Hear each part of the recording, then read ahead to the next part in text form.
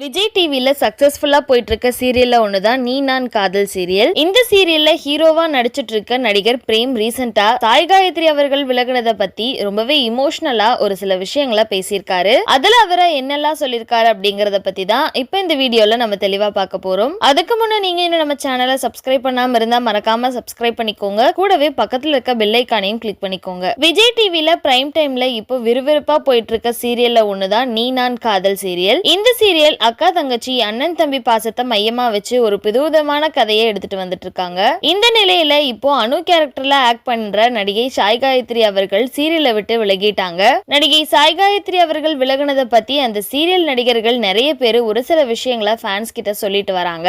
அந்த வகையில இப்போ நடிகர் பிரேம் என்ன சொல்லியிருக்காருன்னா, உண்மையிலேயே இது எங்களால ஏத்துக்க முடியாத ஒண்ணுதான். அவங்க ஏன் விலகினாங்க அப்படிங்கறது நம்ம எல்லாருக்குமே தெரியும். அவங்க ஹெல்த் இஷ்யூஸ்னாலதான் இப்போ நீ நான் காதல் சீரியல்ல அவங்கனால தொடர்ந்து நடிக்க முடியல. அதனாலதான் சீரியலை விட்டு விலகிட்டாங்க. இந்த சீரியல் இன்னைக்கு இவ்வளவு பெரிய ஹிட் ஆகி இருக்குன்னா அதுக்கு சாய் காயத்ரியும் முக்கியமான காரணம். அவங்க அனு கேரக்டர்ல நல்லா நடிச்சதுனால எங்க சீரியல் மிகப்பெரிய ஹிட் ஆச்சு. ஸ்டார்டிங்ல இந்த சீரியலோட மைய கதைய சாய் காயத்ரி ஆகாஷ் ஜோடியை நோக்கி தான் போயிட்டு இருந்துச்சு. அவங்க ரெண்டு பேரும் காம்போ ரசிகர்கள் மத்தியில செம்ம ரீச் ஆச்சு. இன்னும் சொல்ல போனா அபிராகவ் ஜோடியை விட அவங்க அனு ஆகாஷ் ஜோடிக்கு தான் மக்கள் மத்தியில நல்ல வரவேற்பு இப்ப வரைக்கும் இருக்குது. கண்டிப்பா சாய் காயத்ரி ஃபேன்ஸ் எல்லாம் அனு கேரக்டரை ரொம்பவே மிஸ் பண்ணுவாங்க. அவங்க எனக்கு சீரியல்ல ஒரு நல்ல ஃப்ரெண்டாவும் இருந்தாங்க.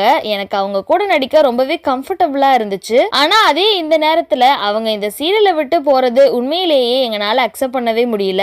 இனிமே சாய் காயத்ரி கூட நடிக்க முடியாதுன்னு நினைக்கும் போது என்னால ஏத்துக்கவே முடியல. கண்டிப்பா இதுக்கப்புறம் அவங்க எங்க போனாலும் அவங்களுக்காக என்னோட விஷஸ் எப்பவுமே இருக்கும் அப்படின்னு சொல்லி முடிச்சிருக்காரு. சோ பிரேம் சொல்லி இருக்க இந்த விஷயத்தை பத்தியும் சாய் காயத்ரியை நீங்க எந்த அளவுக்கு சீரியலை மிஸ் பண்ண போறீங்க அப்படின்னும் உங்களோட கருத்துக்களை கீழே உள்ள கமெண்ட் செக்ஷன்ல மறக்காம ஷேர் பண்ணிக்கோங்க. மேலும் இது போன்ற இன்ட்ரெஸ்டிங்கான அப்டேட்ஸ் தெரிஞ்சுக்க நம்மளோட சேனலை மறக்காம சப்ஸ்கிரைப் பண்ணிக்கோங்க.